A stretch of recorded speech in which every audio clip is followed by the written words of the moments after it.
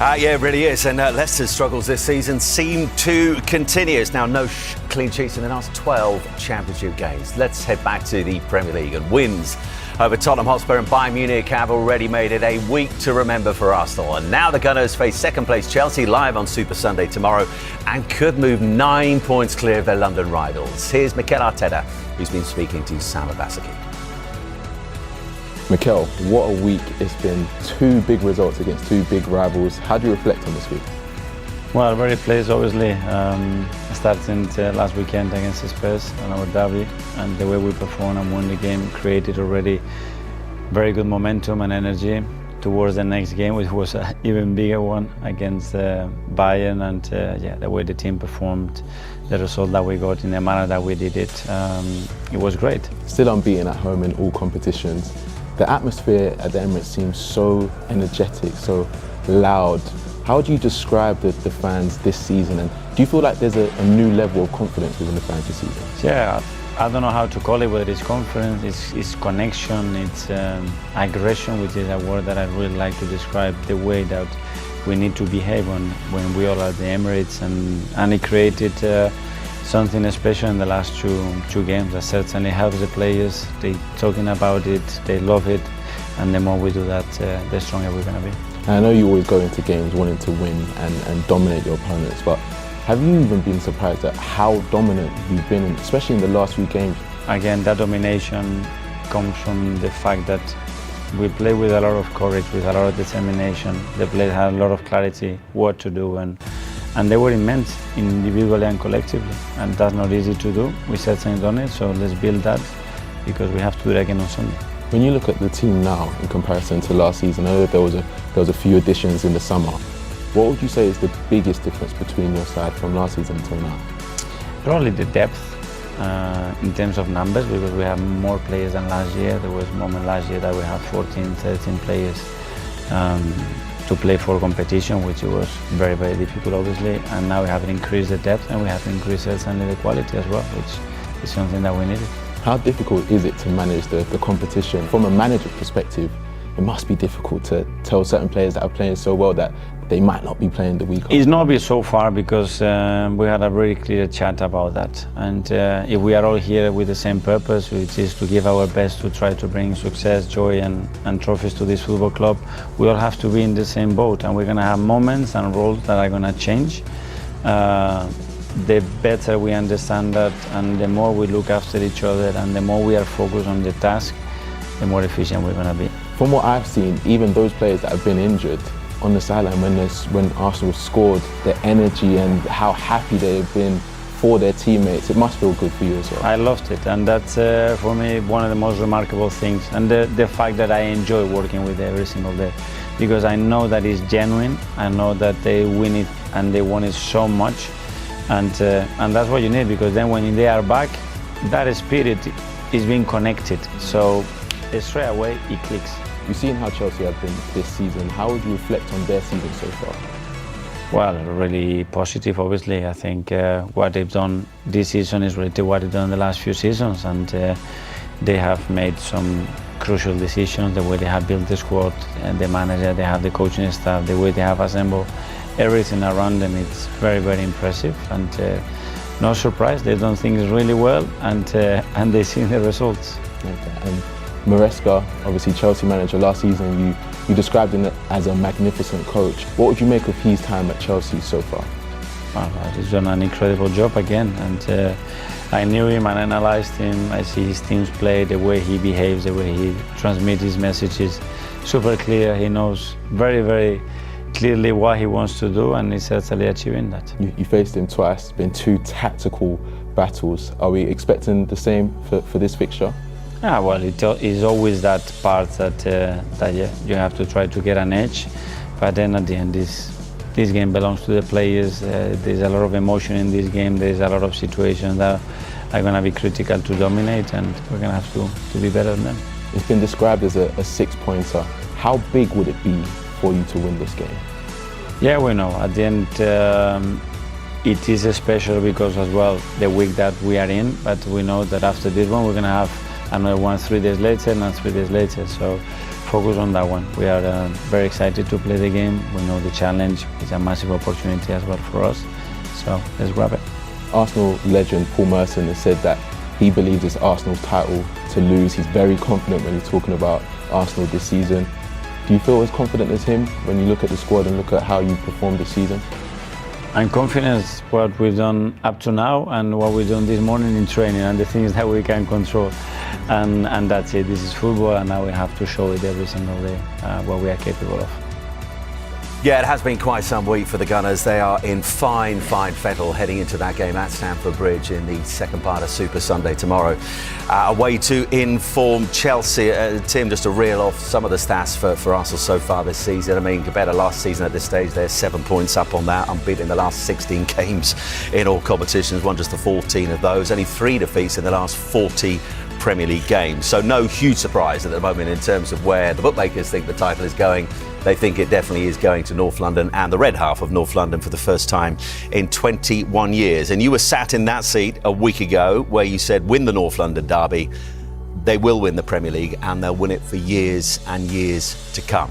Still stand by that. I assume after that performance on Sunday, you absolutely stand by it. I just thought it was a huge game of football. I thought if they lost this game, they were going to the one against Chelsea tomorrow, and it would be a very difficult game for them. I think they'll win their game against Chelsea now. I don't see anyone challenging them this season. I think the nearest challenges will come from the team who have got the experience to be able to win the league, which is Man City. I think they will come nearest. But we all talked about, can they deal with the injuries? They've ticked that box now. They've covered that. He can't do it without Gabriel. And Capia comes in, he's magnificent. He was seamless to change. He couldn't do it without Odegaard in years gone by. They can do it without anyone now. They got players like Declan Rice, he's an AI player. I mean, if you had to make a player, an absolute superstar. First AI reference I think we've had regarding a player. For a manager's dream, I mean, this kid has got everything. You got Timber, who's probably the best fullback in the world. You know, for me, they're just incredible footballers, and they've got. The only thing that's missing is they haven't done it. And if they do get over the line, I think everyone's got a problem. We know how difficult it is to win back-to-back titles. But the eyebrow-raising bit of what you said last week wasn't that you think they'll win the title, because I don't think many, based on their current form, would disagree with that. But you said this was the big Merson-style claim in his chair. They'll win it for years and years to come. You think that as well still? Yeah, of course. But might we have said that at Liverpool this time last season? Yeah, we would have done. So what's the difference here? Well, we just covered that. I think it was. No, but in terms of Arsenal, Arsenal how were do you young see enough. them being? They've got the quality. They've got the strength in depth. They're young enough. I think Gyökeres is a question mark. I think still think they need a centre forward at this present moment in time. I haven't seen enough of him, but if he comes, you know, players, Kai Havertz, who hasn't even got changed yet, you know, so they've got ability to be able to do it. The only thing that was missing, we'll all say, is they haven't done it. Yeah. But once they do it, the experience of having done it, I think they're capable with the young group of players and a very young manager who's still got the drive to go and win it again. Because he'll be just like Pep Guardiola. He won't say, oh, got there, let's have a relax now. He'll be like, right, on to the next. Yeah. On to the next. They're capable. We know how difficult it is. There's only Man City and Man United ever won back-to-back. But I think if they miss out a year, I think it'll be there or thereabouts and they'll go again. What I'm saying is in the next 10 years, I think they're capable of winning it 5 times. And Bordy, listen, Tim, and we've spoken about it a lot, that strength and depth they've got this season. But something else that strikes me that seems to be different about them this season is they look mentally a different beast at the moment. Would you concur with that, or still too early to make that kind of call? Listen, I think they've been like that for the last couple of seasons. When you look at what the Manchester City team had to put up to stop them, Liverpool had to put up to stop them. I mean, that was levels that, you know, we don't often see. You know, this Arsenal team, when you go back, and I think everybody thought a couple of years ago they were going to arrive, they had a couple of bad injuries, and all of a sudden it derailed their title challenge. That ain't going to happen this year, because they've got more players out than what they did back then, and they're still winning games comfortably. I mean, when you look at the performance on Wednesday night, everybody's before that game was saying, you know, Bayern Munich, one of the favourites for the Champions League. The second half, they ran all over the top of them. Just dispatched them, Could not get near them. Albeit, listen, Bayern Munich, I thought the first half done reasonably well. But the big thing for me would be as well that, you know, usually when you've got top teams that dominate the ball and they'll suffocate teams, Bayern Munich had more possession than Arsenal. They knew exactly what they were doing. We'll sit in, and then we'll hit you in the counter-attack and score the goals that they did. And the options they've got all over the pitch is incredible. Yeah. I mean, you've seen it. Even Lewis Skelly, he's been in and out of the team. He's not played a lot of football recently, but as soon as Calafiori had come onto that pitch on Wednesday, they just went again. He gets the assist. There's a physique about them. They're very difficult to stop. They can create chances. They can score from set plays. Right now, they are the perfect team. Good week for Arsenal, but Chelsea, which we'll discuss next, will be out to ruin the party at Stamford Bridge in the second.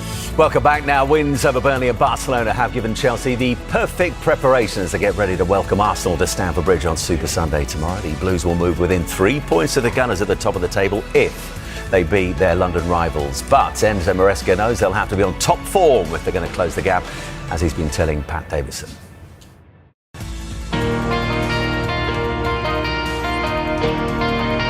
Enzo, so obviously Chelsea-Arsenal was always a really big game. It just feels like the form of the two teams, the position in the league table, you've just beaten Barca, they've just beaten Bayern. I have the sense that it's given the game like an extra edge. Do you sense that yourself? Does it feel like a really big moment in your season? Yeah, it's a big moment, especially because it's a derby. It's against Arsenal. As you said, they are in a good form. We are in a good form too. But it's always, for me, all the games, they are different. When do you personally start thinking about Arsenal and how you're going to try and find a hole in their defence or try and control that match? When you play every 3 days, probably it's always a bit complicated, because you finish one and you need to focus on the next one. I start to prepare Arsenal game the day before Barcelona in the morning. So, without giving too much away, what do you see when you look at them? No, it's a team that, first of all, they defend fantastic, and then offensively they are a fantastic player. They have different weapons, not only set pieces, because everyone is talking about set pieces, not only set pieces. They have players that they can decide the game in any moment.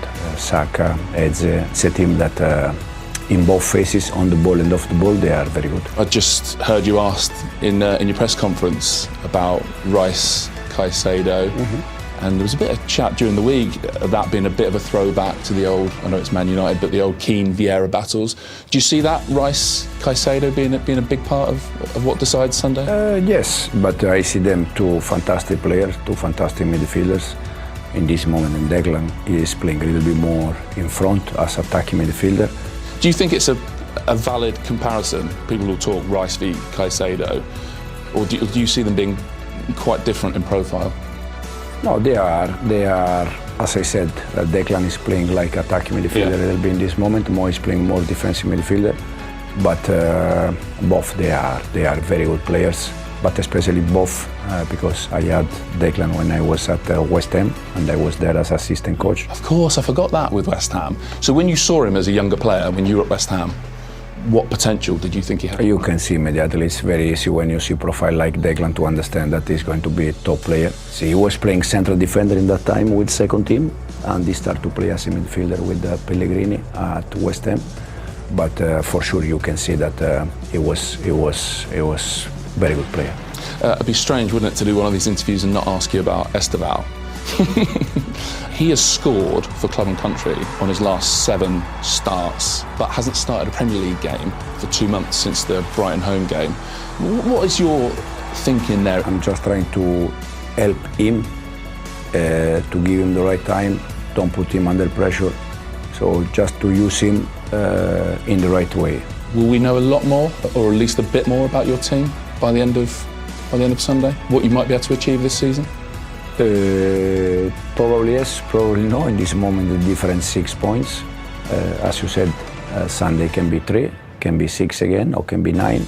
Is there something beyond the league table, though, just by pitting yourself against, what would you say, the best team in the world at the moment, Arsenal? It's probably one of the best. Yeah. So by pitting yourself against a team that good, whatever the result, you learn something about your team on Sunday? Absolutely, no doubt. This, no matter the result, we are always trying to learn things, and every game is an opportunity to learn, especially for me as a manager. No doubt that at the end of the game, I will learn something.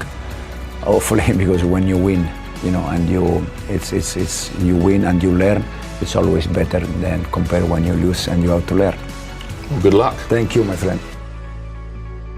Right, we've just heard from Enzo Maresca. Speaking of Pat Davison, let's then discuss the Chelsea side of things ahead of that big clash at Stamford Bridge against Arsenal tomorrow in the second part of Super Sunday.